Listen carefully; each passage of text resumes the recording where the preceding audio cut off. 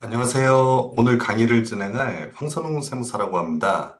바쁘신 시간에도 이렇게 강의 수강하러 이렇게 신청해 주시고 들어주셔서 오늘 감사드린다는 말씀 먼저 드리고, 오늘 이제 강의 개요는 신규 사업자를 위한 세금 교실을 이제 주제로 해서 신규 사업을 이제 시작하신다는 전제 하에 이제 관련된 이제 사업과 관련된 세금은 어떤 게 있고, 우리가 어떤 점들을 주의를 해야 되는지, 그런 내용들에 대해서 중점적으로 설명을 좀 드리고자 합니다. 그, 지금 뭐 이미 사업자가 있으신 분들도 계실 것이고, 아니면은 이제 뭐 사업을 시작하기에 앞서서 한번 이렇게 세금에 대해서 관심을 갖고 이렇게 수강을 해주셨을 거라고 생각이 들고요. 세금은 똑같은 금액을 낸다 하더라도 내가 알고 내는 것과 모르고 내는 것에는 또 큰 차이가 있습니다. 얼만큼 잘 정리를 하고 있느냐, 내가 이렇게 내 매출과 비용에 대해서 관심을 가지고 있느냐가 궁극적으로 이제 세금에도 다 영향을 미치기 때문에 오늘 강의를 통해서 좀 이런 기초적인 이제 세금 지식에 대해서 좀 도움을 좀 드렸으면 합니다.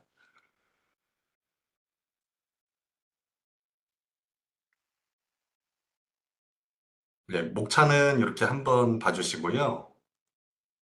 어, 첫 번째 이제 본격적인 내용에 들어가기에 앞서 어떤 이런 법에 대한 이런 격언 하나를 좀 소개를 좀 드리고 좀 진행을 했으면 합니다. 이게 법의 무지는 용서되지 않는다라는 이제 법의 격언이 있습니다.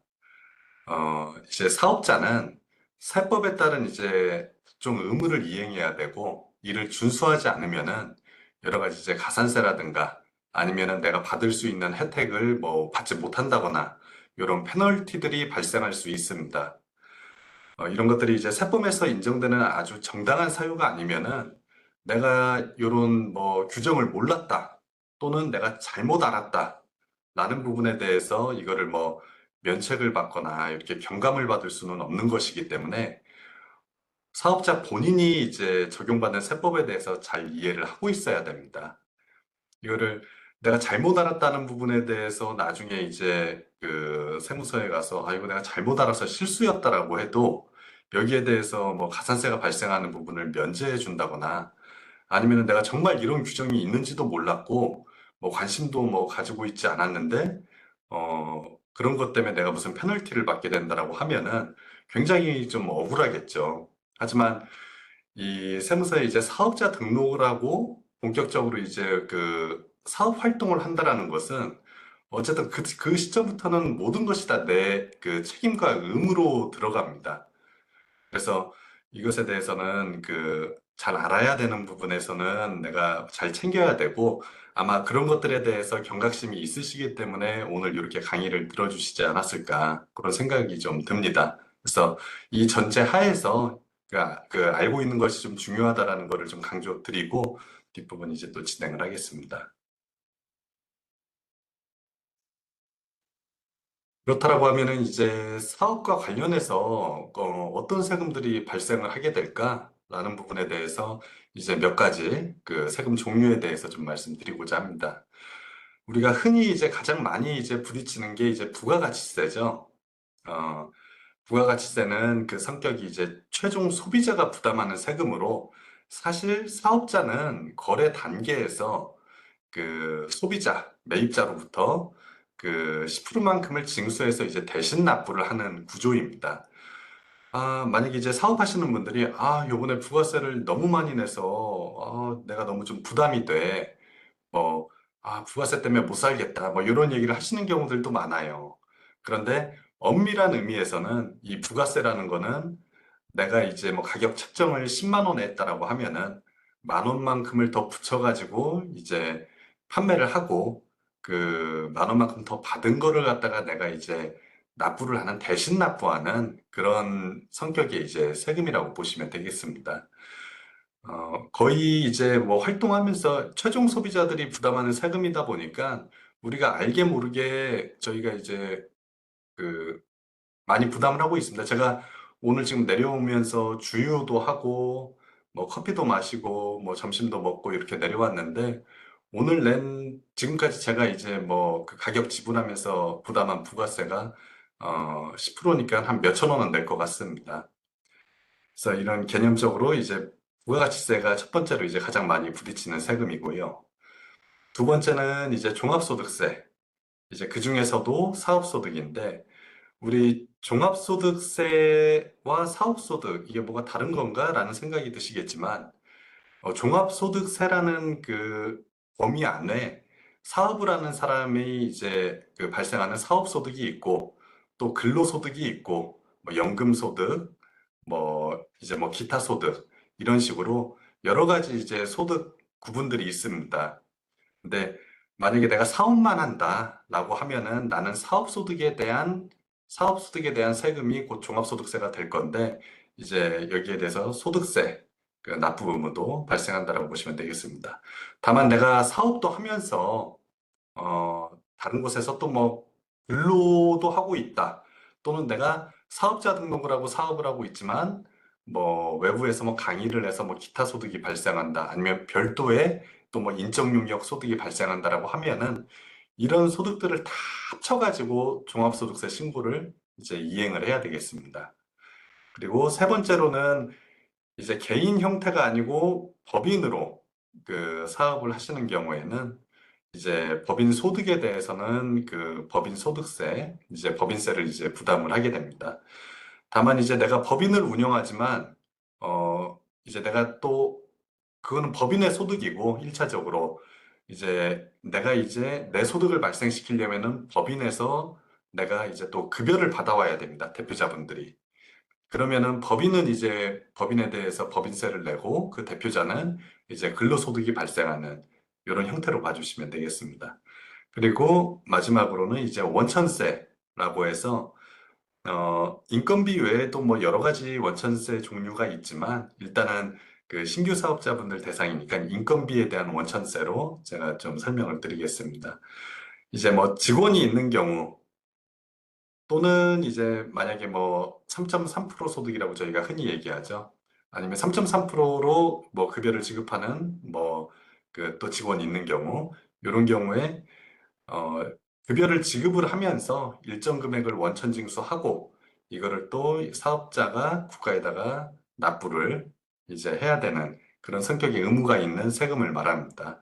그러니까 어떻게 보면은 지금 이 네 개의 세금 중에서 부가가치세와 원천세는 내 세금을 낸다라기보다는 그 대리납부의 개념이 조금 더 강하죠. 부가세는 내 매출의 10%만큼 발생시켜서 받아서 내고, 원천세는 내가 뭐 직원한테 급여를 뭐 300만 원 지급을 하면서 여기에서 그 뭐 20만 원을 원천 징수해가지고 국가에 납부를 하고, 이런 세금에도 이렇게 성격이 좀 다른 측면이 있다라고 좀 봐주시면 되겠습니다.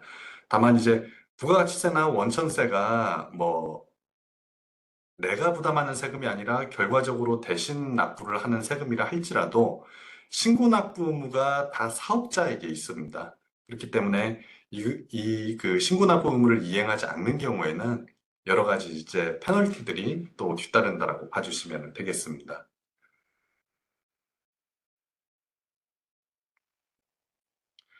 그 다음에 기본적인 이제 또 내용으로 그 세금의 종류에는 신고 납부를 해야 되는 세금이 있고 정부 부가세금이라고 해서 그냥 세무서에서 또는 구청에서 고지하는 세금이 있습니다. 신고납부 세금에 이제 대표적으로 부가가치세, 종합소득세, 법인세 등은 납세자가 이제 사업자가 신고를 함으로써 확정이 되고 당연히 다 신고 기한이나 이런 것들이 법정으로 정해져 있습니다. 그리고 정부부가세금이라고 하면은 이거는 뭐 신고를 하지 않았지만 국가에서 따로 관리를 하는 세금이기 때문에 그 정부 결정으로 이제 확정이 된다라고 보면 되겠습니다. 다만 그 정부부가세금인 경우에도 그 신고 납부는 또 협력금으로 또 이행을 해야 되는 경우들이 있는데 대표적으로 상속세, 증여세는 최종적으로는 신고한 거에 대해서 세무서에서 이제 검토해가지고 확정을 해야 그 결정이 되는 거지만 그 1차적으로는 신고를 해야 될 의무 자체는 있다. 이거 상식적으로 한번 그 이해해 주시면 되겠습니다. 그 밑에는 이제 신고납부 세금의 경우에는 반드시 법정 신고 기한 내에 신고를 이제 이행해야 되고 신고를 하지 않는 경우에 이제 페널티가 발생한다라는 점을 좀 설명드리고자 합니다. 만약에 지금 5월 달이 종합소득세 신고 기간이죠. 원칙적으로 신고는 그달의 이제 말일까지이고 5월 이제 31일까지인데 5월 31일이 공교롭게도 주말입니다. 주말이다 보니까 그 돌아오는 이제 평일 6월 2일 월요일까지가 그 요번에는 신고 납부 기한이 되는데 이런 신고 기간 내에 신고를 하지 못한 경우 그런 경우에는 무신고 결과적으로 내가 냈어야 되는 세금의 20%가 무신고 가산세가 발생을 합니다. 뭐 예를 들어서 원래 500만 원을 납부를 해야 되는데 내가 신고를 하지 않았다라고 하면은 100만 원의 세금이 더 붙습니다. 그리고 두 번째로는 과소신고가산세라고 해서 내가 정당하게 내야 될 세금이 뭐 500만 원이었는데 뭐 실수나 착오로 만약에 그 400만 원밖에 내지를 않았다. 근데 나중에 이제 세무서 확인 절차에서 적게 낸 것이 이제 확인되는 경우에는 적게 낸 이제 100만 원에 대해서 이제 10%, 10만 원의 이제 세금이 추가적으로 가산세로 발생을 하겠습니다. 그리고 신고를 하지 않은 경우에는 또 그 내가 이제 혜택을 볼 수 있는 것들에 대해서 혜택이 또 배제되는 부분들이 생기기 때문에 공제 감면 부분에서 어쨌든 이렇게 신고를 기한 내에 꼭 해야 된다라는 게 가장 기본적이지만 가장 또 중요하다라고 또 봐주시면 되겠습니다. 이거를 신고 기한 내에 신고를 안 하는 사람들이 뭐 있나요, 실제? 이러시겠지만, 제가 이제 그 일을 하다 보면은 5월 달 지나서 뭐 한 7, 8월 달이나 가서야 제가 신고를 하지 못했어요. 아니면은 신고를 하지 않았다라고 뭐 세무서에서 신고를 안 했다고 안내문을 받았습니다라고 하고 뒤늦게 이제 신고를 의뢰해 주시는 경우들도 생각보다 많습니다. 그러니까 5월 달에 어떤 이유에서 뭐 바쁘셨던지 아니면은 조금 뭐 경황이 없어서 아니면 또 해야지 하다가 그냥 아차하신 경우들. 그런 경우에 기본적으로 이렇게 발생하는 페널티들이 뭐 이렇게 감면되거나 아까 말씀드린 것처럼 모르고 지나쳤다라고 해서 뭐 그 봐주지는 않기 때문에 꼭 그 신고 기한 내에 신고를 해야 된다. 라는 거. 그리고 신고 기한이 그러면은 기본적으로 뭐 언제인지는 알고는 계셔야 되겠죠. 각종 세금에 대한 신고 기간이. 제가 이런 말씀을 들은 적이 있는데, 어, 한 7, 8월이 돼서 신고를 뒤늦게 의뢰해 주시면서, 아니, 신고 기간을 뭐 알려줘야지. 세무서에서 또는 국가에서 나는 이거 신고 기간인지도 몰랐다. 라고 막 좀 억울해 하시는 경우들도 있었습니다. 하지만 그런 것들에 대해서 누가 알려주거나 뭐 그런 게 아니라 본인이 직접 스스로 알아서 해야 된다. 원칙적으로는. 다만 이제 그 후세청에서도 많이 이제 알림이나 이런 이제 그 보도자료나 이런 게 나오기 때문에 그 신고 안내문은 5월 달 초반에 이제 또 나오고 또 여러 가지 이제 접할 수 있는 그런 거를 좀 많이 만들어 놨지만 기본적으로는 본인이 알아야 된다. 이 부분을 좀 강조를 좀 꼭 좀 드리겠습니다. 그러면은 이제 아직 사업자 등록이 없으시거나 이제 계획 중에 있으신 분들을 위해서 사업자 등록 절차와 이제 주의점을 먼저 한번 좀 설명을 드리도록 하겠습니다. 사업자 등록은 그럼 언제 해야 되냐라는 부분에 대해서 법적으로는 사업 개시일로부터 20일 이내 사업자 등록을 진행해야 합니다.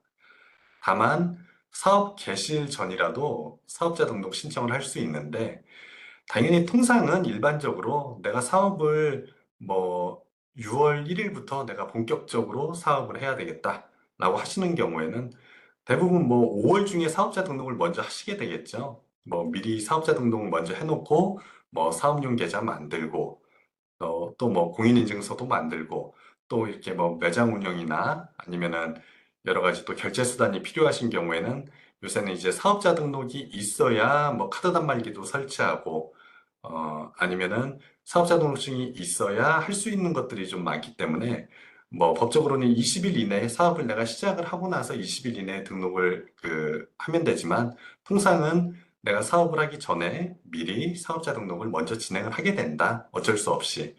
그리고 사업자 등록을 하지 않고 만약에 사업을 하게 되는 경우, 저희가 미등록 사업자라고 하는데, 이 경우에는 나중에 이제 그것이 확인되는 경우에 그 미등록한 사업 기간에 공급가액의 1%가 이제 가산세로 발생을 하게 됩니다. 공급가액이라고 하면은 그 순수한 매출로 생각을 해주시면 됩니다. 순수한 매출로. 그리고 두 번째는 매입세액 불공제. 뭐, 어, 이게 원래는 원칙적으로는 내가 세금 계산서를 발급받았으면은 내가 이거를 공제를 받을 수 있는 부분인데 이런 것도 좀 받지 못한다라는 부분.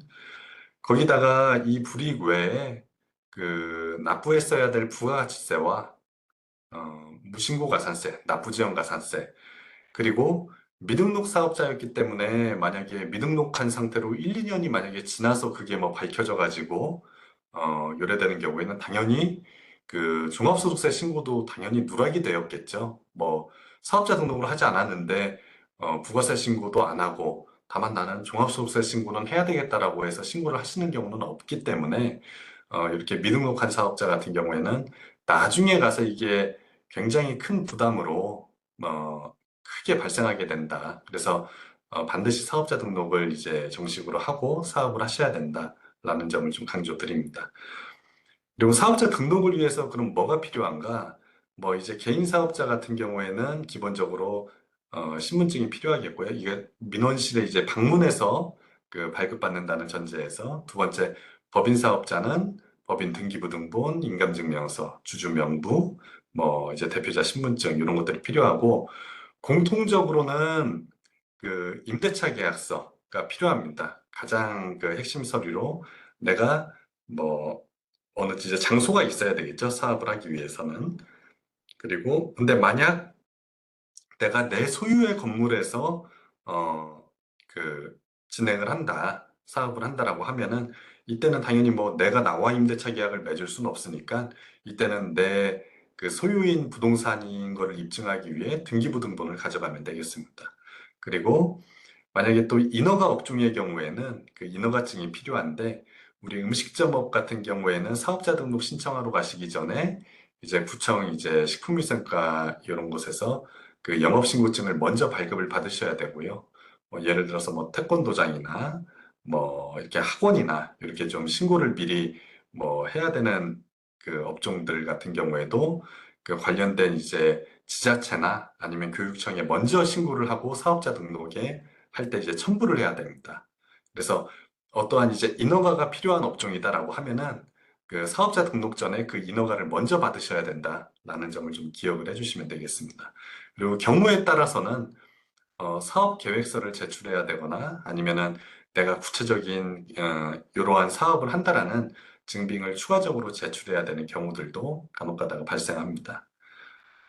이렇게 이제 등록 관련된 준비 서류는 이렇게 안내를 드리고, 아, 만약에 어제도 제가 문의를 받았던 부분인데, 그, 나는 내가 그냥 집에서 할 수 있는 일이다. 내가 밖에 사무실이 뭐 굳이 필요하지 않은 내가 집에서 하는 일이다. 라고 하면은 이제 그냥 집 주소로도 사업자 등록이 가능할 수도 있습니다. 다만 이제 집에서 할 수 있는 이제 사업이라는 부분에 대해서 좀 설명이 좀 필요한데 그런 것들이 가능하다라고 하시면은 그 집 주소로도 사업자 등록을 하실 수는 있습니다. 다만 뭐 그 제조업이라든가 뭐, 뭐 당연히 저런 인허가가 필요한 음식점업이나 이런 것들은 집 주소로 안 되지만 통상 이제 뭐 우리 전자상거래 라든가 아니면은 뭐 컨설팅 이런 업종들 같은 경우에는 굳이 내가 외부에 뭐 사무실이 필요하지 않아도 할 수 있는 사업이다 라는 점만 설명이 되면은 집 주소로도 가능하시다라고 보시면 되겠습니다. 이제 사업자 등록 절차와 이제 그 주의점 부분인데, 뭐 그냥 사업자 등록하면 되는 거 아닌가? 그냥 뭐 뭐를 주의를 해야 될 게 따로 있을까라는 부분인데, 이 업종에 대한 부분이 생각보다는 굉장히 중요합니다. 어떤 업종을 이제 선택하느냐가, 왜 이게 중요한지는 첫 번째, 그 장부 작성 의무에 대한 그 방법이 달라질 수가 있습니다. 왜냐면 업종에 따라서 그 장부 의무가 내가 간편장부 대상이냐, 똑같은 매출이지만 간편장부 대상인지 복식부기 장부인지 이런 기준 금액의 차이가 날 수가 있습니다. 예를 들어서 우리 도소매업 같은 경우에는 복식부기 장부, 뒤에 가서 설명을 드리겠지만 조금 가장 높은 단계의 장부로 해야 되는 그 매출 규모가 전기 매출 금액 기준으로 1억 5천입니다. 도소매업 같은 경우에는. 그런데 그 서비스업 같은 경우에는 이 기준이 낮습니다. 7,500만 원입니다. 그러니까 서비스업 같은 경우에는 전년도 매출이 7,500만 원을 넘으면 복식부기 장부 대상이고, 도소매업 같은 경우에는 1억 5천을 넘어야 복식부기 대상자가 됩니다.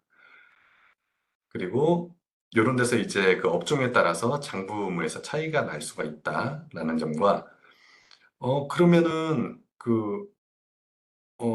어떤 점이 여기서 중요하냐?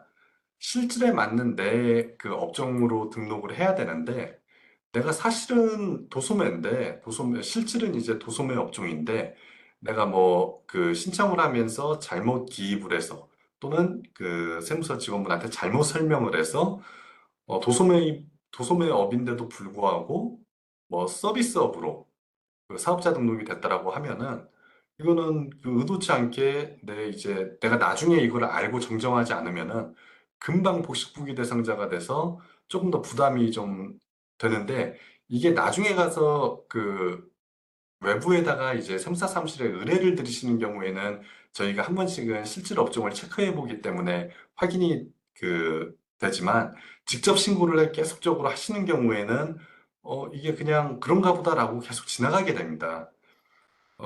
최근에 있었던 사례 중에 그 전시장에 이제 그 전시장에 이제 그 설비를 하시는 그런 이제 사업을 하시는 대표님이셨는데, 어, 그때까지는 그냥 전시 대행업으로 해가지고 서비스업으로 계속 적용을 해서 조금 더 복잡하게 이렇게 신고를 하고 계셨더라고요.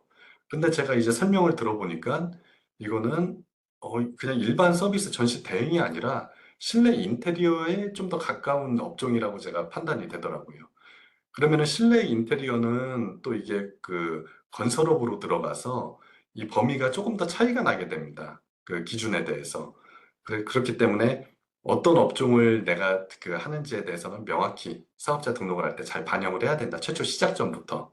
그리고 두 번째로는 추계 신고 시 경비율인데, 이것도 업종에 따라서 또 경비율이 또 높고 낮음이 또 다르기 때문에 내가 뭐 적정한 나의 업종에 따른 경비율로 신고를 하게 되면은 뭐 괜찮은데, 그렇지 않고 잘못된 업종에 의해서 뭐 낮게 된다. 이렇게 되면 좀 억울한 경우가 좀 발생할 수 있습니다.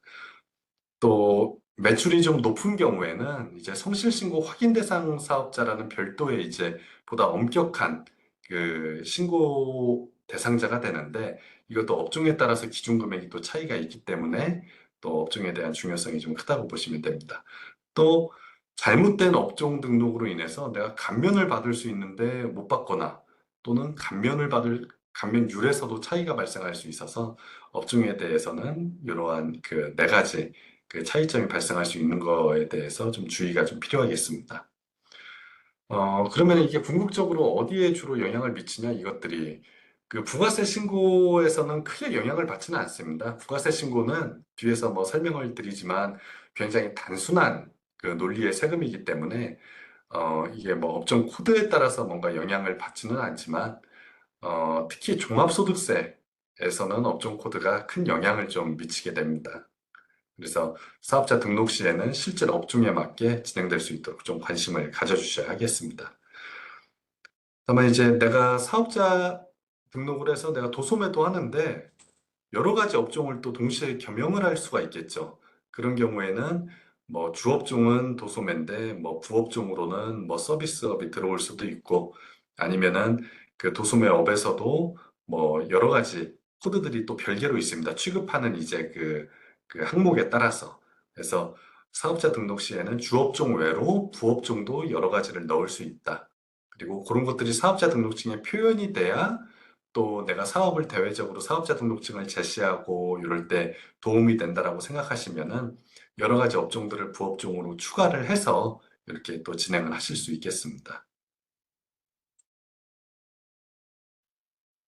요거는 아까 제가 살짝 말씀드렸던 그 업종 코드 오류 사례인데 좀 여기 이제 구체적으로 좀 말씀드리면은 그 홍길동 씨가 2023년도에 전시행사장의 인테리어 공사를 주업으로 하는 사업을 진행하면서 직접 홈택스에서 사업자 등록을 신청을 하셨습니다. 업종을 선택하는 과정에서 전시 시설 기획 및 행사 대행이라는 게 내가 전시와 관련된 거니까 이건가 보다 라고 해서 749907이라는 업종 코드를 내가 선택을 해서 사업자 등록까지 끝냈습니다. 첫 해 2023년도 이제 매출이 약 8천만 원이었는데, 24년도부터는 복식부기 대상자라는 거를 이제 알게 되고서, 아유, 나는 이제 복식부기라는 거에 대해서 잘 모르는데 이거 어떻게 해야 되나? 이런 부분에 대해서 이제 큰 부담을 느끼게 되신 경우입니다. 아까도 말씀드렸던 것처럼 실제는 그 전시 행사장 안에 인테리어 공사를 하시는 거기 때문에 건설업 실내 장식 공사 이 코드 중에서 선택을 했어야 되는데 이 서비스업 그 7번대 코드로 잘못해서 실질 사업과 맞지 않게 됐다. 이렇게 봐주시면 되겠습니다.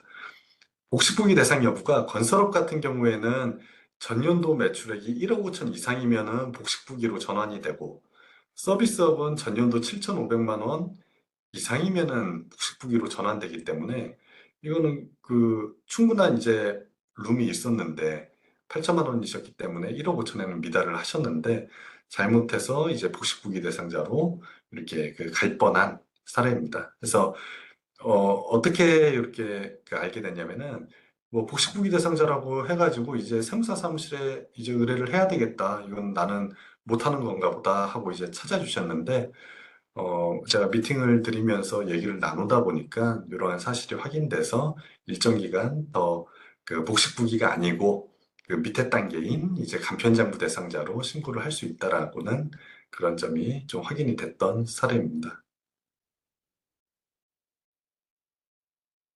만약에 그 홈택스로 사업자 등록 신청을 하시면서 그 업종을 내가 도저히 못 고르겠다 아니면 너무 긴가민가 하다라고 하시면은 차라리 그냥 세무서 민원실에 가셔가지고 내가 실제 이런 일을 한다라고 거기 이제 그 설명을 해주시면은 적합한 거를 이제 찾아서 그 넣어주시기 때문에 그 좀 애매하다 싶으시면은 그 세무서에 가서 하시는 것도 좀 방법이 되겠습니다.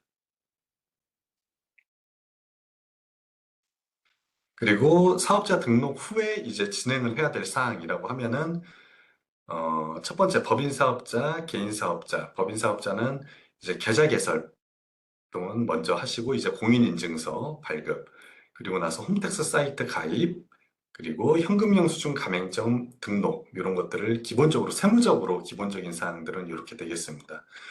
그리고 개인 사업자 같은 경우에는 뭐 사업용 계좌 개설, 뭐 공인인증서 발급 이렇게 있는데 어, 여기서 하나 좀 강조드리고 싶은 거는 사업용 계좌를 그러면 꼭 만들어야 되나요? 사업자 등록이 나오면 은행에 가서 그 사업자 등록증을 제출하고 꼭 그런 계좌를 발급을 받아야 되나요? 라고 그 궁금해 하시는 경우들이 있는데 꼭 그렇지는 않습니다. 그냥 기존 나의 보유 계좌를 내가 사업용으로 사용하면은 그게 사업용 계좌입니다. 다만 이제 사업자 등록증으로 그 은행에 가서 만드는 이제 계좌 같은 경우에는 이제 그 계좌에 이제 상호가 이제 들어갑니다. 뭐 만약에 제가 한다라고 하면 뭐 황선웅 가로치고 뭐 저희 사무실 이름 한매 이런 식으로 그 사업용 계좌 형식이 발급되기 때문에 그런 계좌가 내가 거래를 하는데 조금 더 필요하다라고 하시면은 그렇게 계좌 개설을 하셔도 좋고 아니면은 내가 그냥 쓰는 계좌를 그냥 기존에 사용하고 있던 계좌를 내가 사업 용도로 사용을 하시면은 크게 관계는 없습니다. 그리고 홈택스 사이트를 가입을 하시고 사업자로서 그리고 사업용 계좌 그리고 사업용 카드를 홈택스 사이트에다가 이제 등록을 해 놓으실 수 있습니다. 이렇게 등록을 해 놓으시면은 나중에 이제 신고를 하기 위해서 굉장히 좀 편합니다.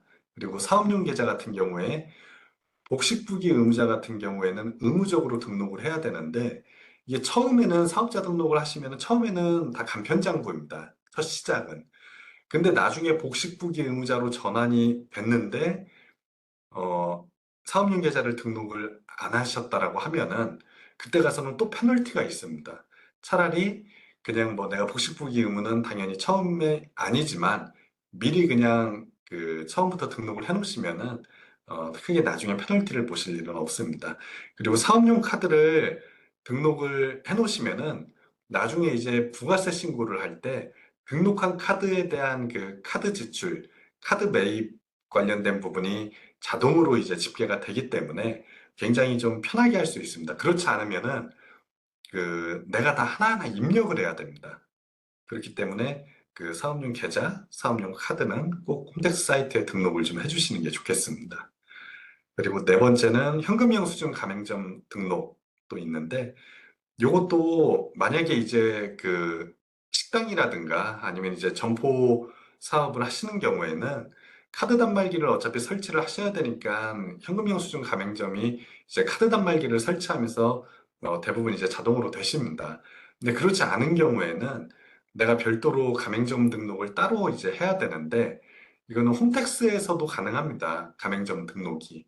근데 최근에 조금 많이 좀 그 제가 좀 보는 사례들이 업종 자체는 현금 영수증 의무 발행 대상자인데 이거를 모르셨다가 그 가맹점 등록을 하지 않았는데 나중에 가서 그 가맹점 등록 의무 업종인데 안 했다라고 해서 가산세나 감면배제를 받는 케이스들이 적지 않게 좀 발생을 하고 있습니다.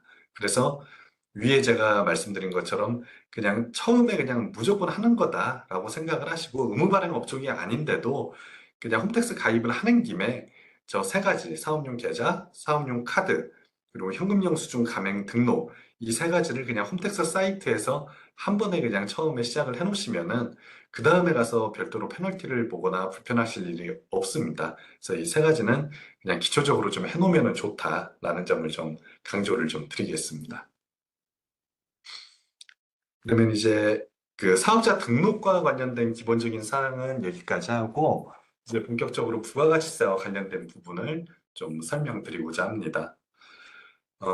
앞서서도 말씀드렸지만 부가세 논리를 좀 그 이해하시는 것이 좀 가장 중요하다고 저는 생각을 합니다.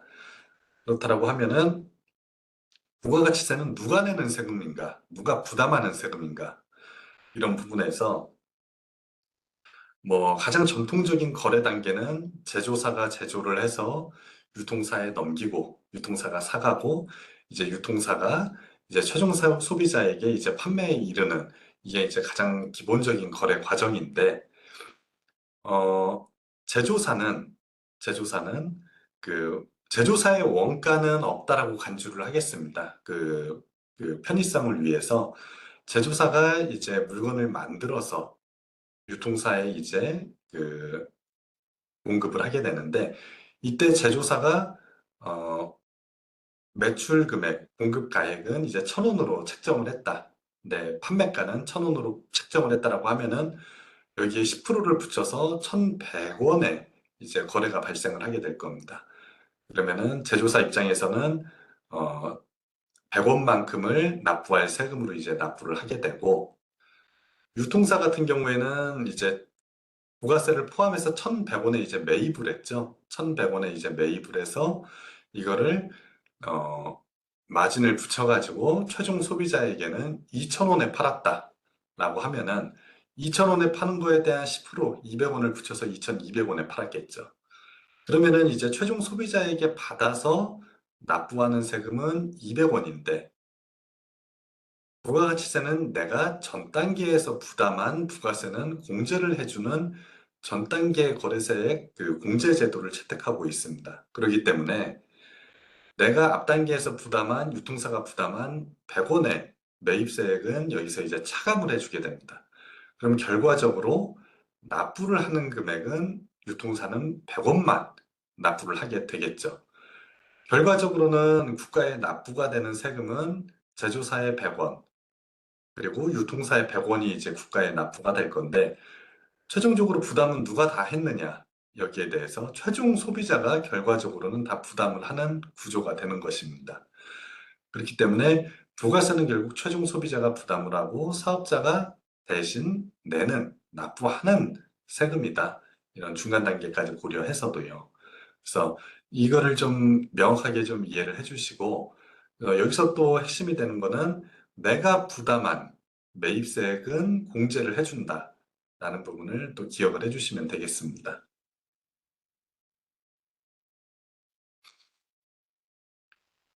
그러면은 제가 아까도 말씀드렸지만, 아, 나 부가세 때문에 너무 부담돼. 아, 이거 부가세 때문에 못 살겠어. 이런 얘기가 도대체 왜 나오게 되느냐? 라는 부분인데요. 5천 원의 매출이 발생하고, 10%만큼 포함하면은 여기 좀 오타가 있는데, 5천 원이었기 때문에 5,500원을 이제 대가로 받는 경우, 5,500원으로 수정드립니다. 5,500원의 대가를 받는 경우, 500원은 거래 상대방으로부터 받아서 납부하는 부가세이기 때문에 내 매출이 아님에도 불구하고 일단 5,500원을 내가 받게 되면은 납부 전까지는 일단은 내 돈이라고 이제 생각이 듭니다. 이것이. 왜냐면은 1월 달 매출인데 뭐 개인 사업자 같은 경우에는 신고가 이제 상반기에 대한 신고가 이제 7월 달 이제 7월 25일까지 7월에 이제 신고 납부가 되는데 그때까지는 내 주머니에 있는 돈입니다. 쉽게 말해서.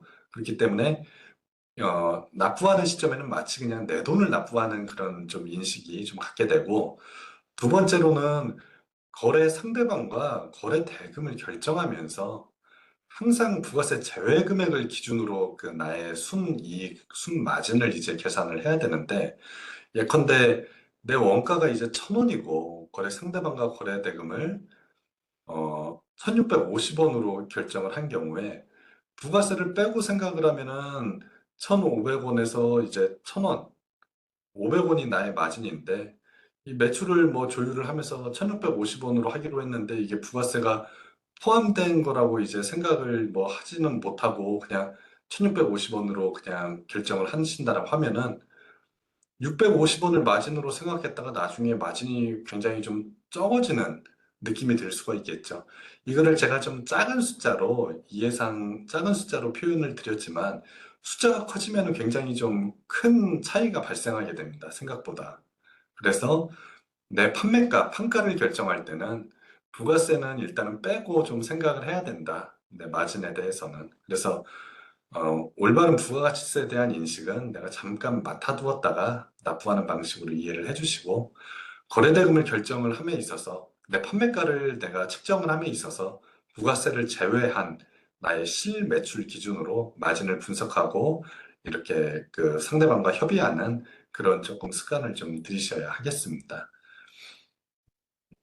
그래서 그, 좀 세금 관리를 조금 철저하게 하시는 경우에는 통상 우리가 사업을 한다라고 하면은 뭐 계좌 하나로 뭐 세금도 관리하고 인건비도 관리하고 네, 뭐 매출과 매입 대금 다 이제 하나의 통장으로 관리하시는 경우도 있고 아니면은 내 이제 영업 활동 관련된 통장은 별도로 있고 내가 판매하고 매입을 하는 그 판매 대금이 들어오고 매입 대금을 지급하는 통장이 하나가 있고 그리고 뭐 이제 인건비 관리 통장, 뭐 사대보험 관련된 이런 공과금 관리 통장이 또 별도로 있으신 경우들도 있습니다.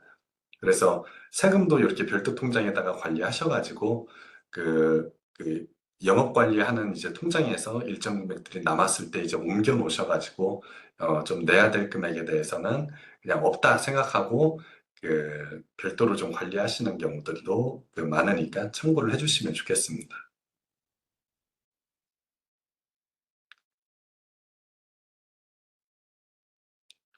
어, 그 조금 더 확장해서 좀 한 가지만 더 설명드리면은 차납이 발생하는 경우들이 있습니다. 차납이 발생하는 경우들. 부가세 차납이 발생하는 경우들도 상당히 많은데 부가세는 이렇게 대신 받아서 납부하는 세금임에도 불구하고 차납이 발생한다라는 거는 그 돈이 이미 내가 좀 어디다가 써버린 꼴이 돼버리는 거죠. 물론 뭐 사업이 그 잘 되면은 좋지만 경우에 따라서는 또 뭐 과거에 이제 코로나 그 기간이나 아니면은 어떠한 뭐 원인에 의해서 잠깐 잘 안 되는 경우에는 또 뭐 인건비는 나가야 되고 또 뭐 고정비는 나가야 되니까 뭐 그때그때 나가야 될 돈들을 먼저 집행을 하면은 나중에 부가세를 납부할 돈이 좀 어려움을 겪는 경우들이 생각보다는 또 실사례들은 또 발생을 합니다. 그런 경우들은 뭐 그 한 가지 좀 팁을 드리면은 그 신고는 당연히 해야 되겠죠. 내가 납부를 당장 못할 것 같아도 신고는 꼭 해야 됩니다. 왜냐면은 아까 말씀드렸던 것처럼 신고를 안 하면은 무신고 가산세가 또 붙기 때문에 내가 뭐 그 납부를 하지 못한다 하더라도 이제 정상적으로 당연히 신고는 해야 되고 그 다음에 납부기한 연장 신청을 할 수가 있습니다. 내가 지금 좀 사업에 조금 어려움이 있다. 조금 약간 좀 당장 조금 못 낼 사유가 있다라고 하면은 거기에 대해서 좀 납부기한 연장 신청을 해서 좀 그게 승인을 받으면은 7월 25일까지 상반기 부가세 신고 기한인 7월 25일까지 납부를 해야 되는데 뭐 한 달 또는 두 달 정도 또 이렇게 연장을 이렇게 승인을 받으면은 별도의 페널티 없이 또 연장을 받을 수도 있습니다. 그래서 이렇게 경우에 따라서는 이런 경우도 있을 수 있다라는 점 말씀드리고 참고를 좀 해주셨으면 좋겠습니다. 그 다음에는 이제 부가가치세 계산 구조인데 계산 구조를 이해하면은 뭐 부가가치세는 조금 더 쉽게 이해를 하실 수 있습니다.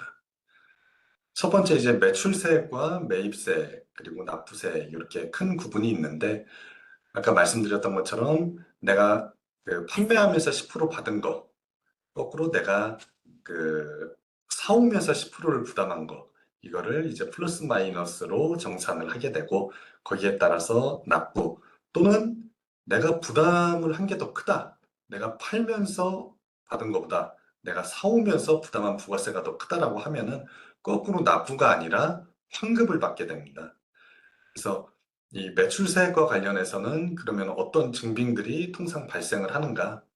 매출 증빙이라고 이제 생각을 하시면 되는데, 어, 세금 계산서를 이제 발행을 하시는 경우가 있겠죠.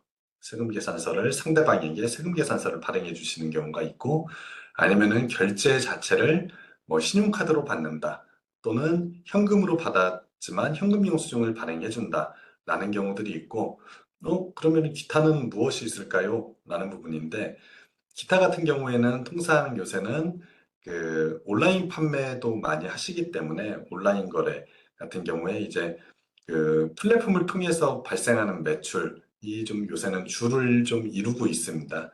그 외에 뭐 현금 영수증을 발행하지 않은 현금 매출도 이제 기타로 분류가 되고 일단은 1과 2가 아니면은 일반적으로 그냥 3번에 포함된다라고 봐주시면 되겠습니다.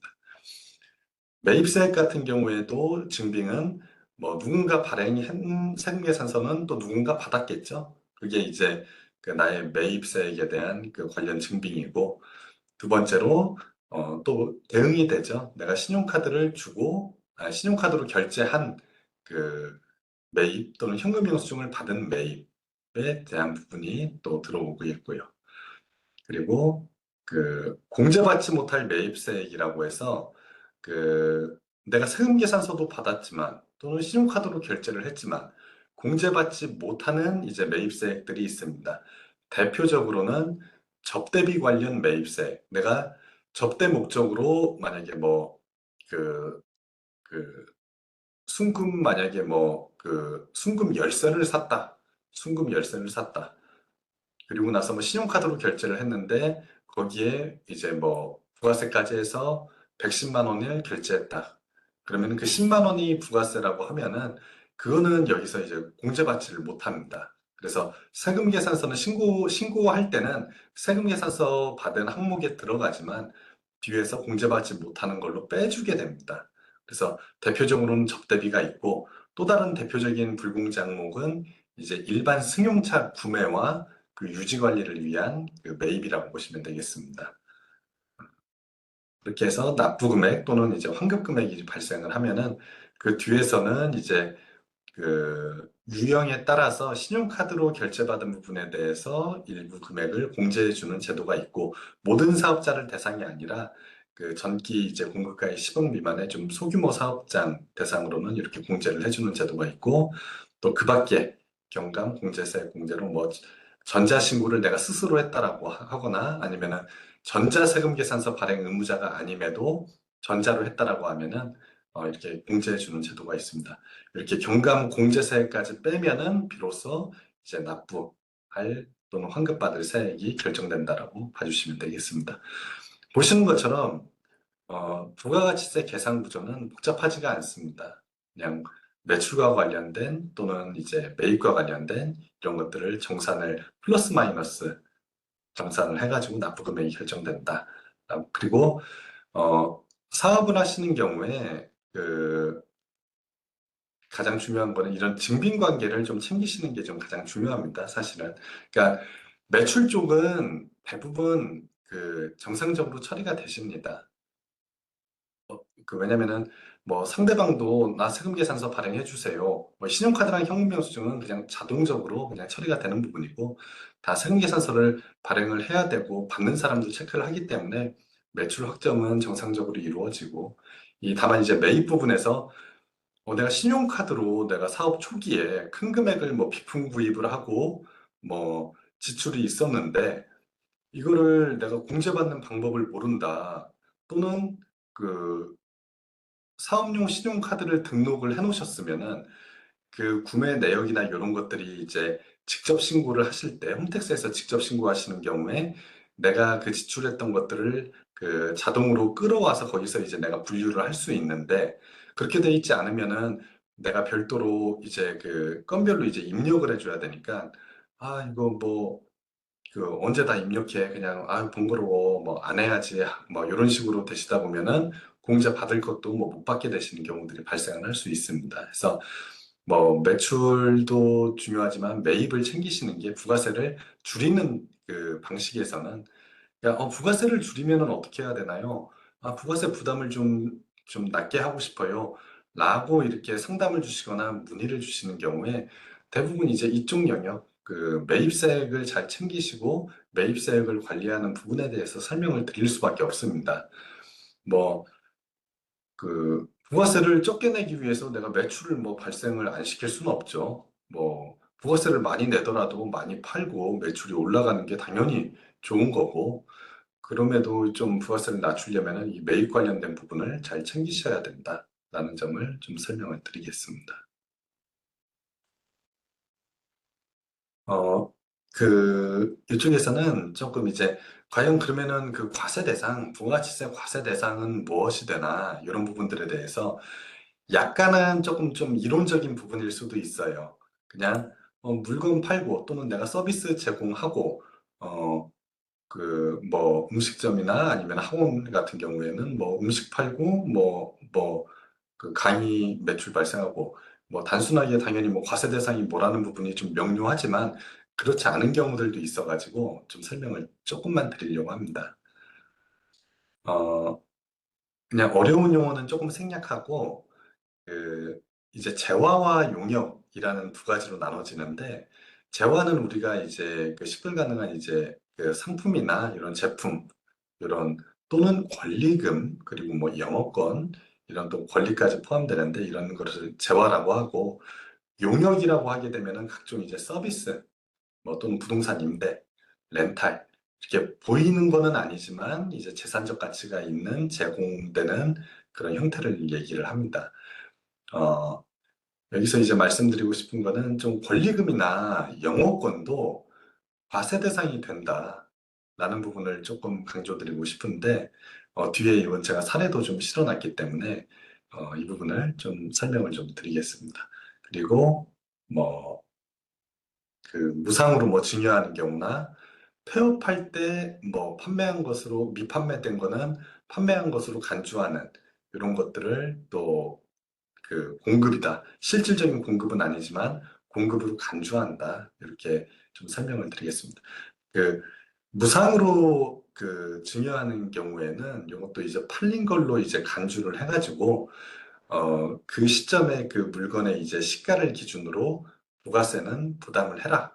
이럴 때는 이 부가세를 내 돈으로 부담을 하게 되겠죠. 어떻게 보면은. 그리고 그 폐업시 잔존재와 같은 경우에는 만약에 뭐 부득이하게 뭐 폐업을 해야 된다. 물건은 내가 아직 다 팔지 못했는데 폐업을 해야 된다. 라고 했을 때 내가 이 물건을 매입을 해오면서는 내가 부가세 공제를 다 받았겠죠. 내가 뭐 1,000만 원의 물건을 떼오면서 뭐 1,100만 원 부가세를 뭐 100만 원 더 부담하면서 물건을 떼왔다라고 하면은 나는 그 매입세 공제 100만 원을 받았습니다. 근데 물건을 가지고 있는 상태에서 폐업을 하고 그 다음에 이제 폐업 이후에 남아있는 거를 그때 가서 판매를 하게 되면은 그때는 이제 국가 입장에서는 부가세를 거래 징수를 할 수가 없겠죠. 그 이후에 판매되는 부분에 대해서는. 그렇기 때문에 폐업 시에는 그 미판매된 거는 다 판매된 걸로 간주를 하고 부가세를 먼저 내라는 개념입니다. 어떻게 보면은. 그래서 이런 것들은 조금 약간은 어려운 내용이지만 조금 이론적인 부분을 그냥 지나치기는 조금 그래가지고 설명을 좀 드렸습니다. 그리고 중요한 게 공급 시기라는 그 개념이 조금 중요한데 이 공급 시기라는 거는 어, 그 과세 대상은 조금 이제 명확하지만 공급 시기에 대해서는 조금 애매한 상황들이 좀 발생하는 경우들이 있습니다. 그 첫 번째, 가장 기본적인 이제 공급 시기라고 하는 거는 흔히 우리가 팔렸다라는 그 개념으로 보셔도 되고 그런 것들이 이제 세법상 이제 그 세금 계산서를 발행하는 시기라고 이해를 해주시면 되겠습니다. 기본적으로. 그러면 재화 같은 경우에는 재화가 인도된 때, 그러니까 물건을 넘겼을 때, 또는 재화가 이용 가능하게 된 때, 그 상대방에게. 두 번째 용역 같은 경우에는 그 영무의 제공이 끝났을 때, 그때를 이제 공급 시기라고 표현을 합니다. 이런 이제 공급 시기가 충족이 됐을 때, 그때 가서 이제 세금 계산서 등의 증빙을 이제 발행을 하는 거고, 공급 시기가 잘못해서 발급되거나 발급받는 경우에는 가산세 등의 페널티가 또 발생할 수 있습니다. 다만 이런 것들에 대한 판단 부분이 좀 애매할 수도 있고 또 실무적으로는 이거를 뭐 다 판단하면서 하시기가 어려우실 수도 있기 때문에 별도의 이제 특례 공급 시기라고 해서 공급 시기 전에 만약에 대가를 먼저 받고 돈을 먼저 받고 그 세금 계산서를 발행하는 경우에는 그건 정당한 그냥 공급 시기에 발행된 걸로 인정을 해줍니다. 또는 공급 시기 전에 세금 계산서를 만약에 선발급하고 그리고 나서 7일 이내에 대가를 받는 경우도 그 정당한 공급 시기로 이제 인정을 해주게 됩니다. 좀 사례를 통해서 조금 살펴봐야 조금 더 이해가 편한데 첫 번째 사례는 A가 이제 B에게 상품을 1억 1천만 원에 판매하기로 그 25년 1월 1일에 계약을 하고 15일에 배송을 했고 그 다음에 상품 대금은 1월 31일에 결제를 받았습니다. 이 거래에서는 세금계산서 발급 기준은 이제 원칙적으로 재화가 인도된 날인 1월 15일이 공급 시기가 돼서 1월 15일자로 원칙적으로 이제 발급을 해야 됩니다. 두 번째 사례에서는 뭐 그 1월 1일에 동일하게 계약을 하고 15일에 선결제를 받고 배송은 31일에 이제 완료가 되었다라고 하면은 이때는 이제 원칙적으로는 말일에 물건이 이제 넘어간 말일에 이제 세금계산서를 발급을 해야 되지만 선결제를 1월 15일에 받았기 때문에 이때 15일자로 그 발급을 하셔도 둘 다 정당한 공급 시기로 이제 인정을 받을 수가 있습니다. 음, 조금 한 장을 좀 먼저 넘어갔었는데요. 그 전자세금계산서 이제 발행 의무도 중요해서 한번 설명을 드리고자 합니다. 법인 같은 경우에는 이제 의무적으로 무조건 전자로만 발행을 해야 됩니다. 예외 없이. 다만 이제 개인 같은 경우에는 직전 과세 기간에 총수익 금액이 8천만 원 이상인 경우에는 이제 의무 발행이고 그렇지 않으면은 의무 발행 대상은 아닙니다. 그래서 만약에 신규로 사업을 개시하신 경우에는 그 해에는 그 의무 발행이 안 되시고 그냥 종이로 발행을 해주셔도 관계는 없습니다.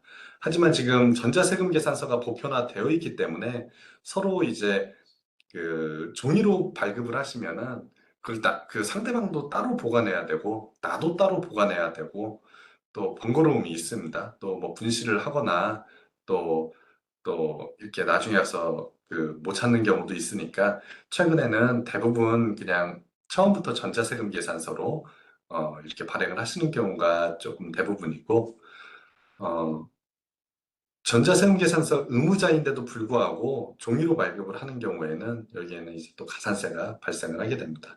다만 받는 사람, 전자세금 계산서가 아니고 종이 세금 계산서를 받는 사람에게는 별다른 페널티는 없습니다. 이게 받는 사람이 뭐 조절할 수 있는 영역은 아니기 때문에 어, 그래서 전자세금 계산서는 홈택스 사이트에서 이제 그 발행이 가능하시고 만약에 내가 거래처가 되게 많다, 되게 관리를 해야 되는 그런 전자세금 계산서에 대한 관리가 좀 중요하다라고 하시면은 이제 별도의 이제 그 일반 사기업이 운영하는 전자세금 계산서 발행 프로그램 또는 사이트를 이용하시면 관리가 조금 더 용이한 경우들이 있습니다.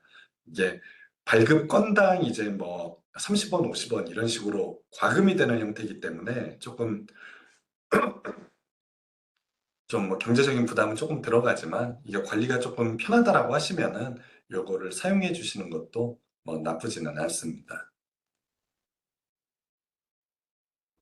뒤에 조금 부가세 부분에서 조금 설명이 좀 남기는 했는데, 지금 1시간 가까이 지나가지고, 잠시 조금 쉬는 시간 10분 정도 가졌다가, 좀 계속 진행을 좀 하도록 하겠습니다. 혹시 지금까지 내용 중에서 궁금하신 사항이 좀 있으신 경우에, 조금 뭐, 그 채팅창에다가 좀 간략하게 남겨주시면은 그 질의사항에 대해서 먼저 한번 제가 그 설명드리고 또 진행을 하도록 하겠습니다. 한 10분 정도 있다가 다시 진행을 시작하겠습니다.